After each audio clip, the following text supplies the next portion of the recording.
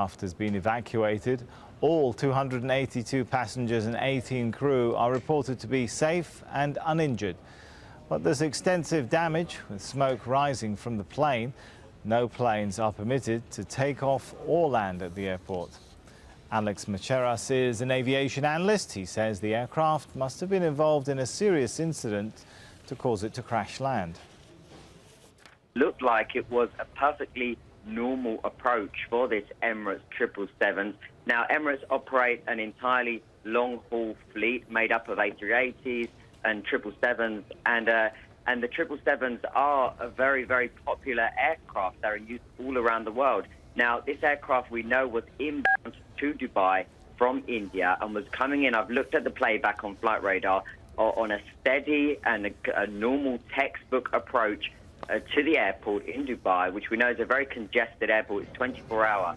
But it appears, looking at these shocking photos that are emerging out of the airport, that this has been involved in a severe incident. The landing gear is almost nowhere to be seen. The aircraft is actually on its belly on the tarmac, with parts of the fuselage, particularly at the top of the aircraft, completely sort of ripped off. So it is still very early stages. It's still very unclear as to what has actually happened to this Emirates jet, and only time will tell. But as it stands at the moment, Dubai Airport is closed and all flights are being diverted to Dubai World Central. Looking at these photos does remind me of the British Airways 777, the same type of aircraft, which sort of was involved in what looks like a similar style accident at Las Vegas, where the whole aircraft was on fire. That was due to an uncontained engine failure, which sort of ruptured into the fuselage.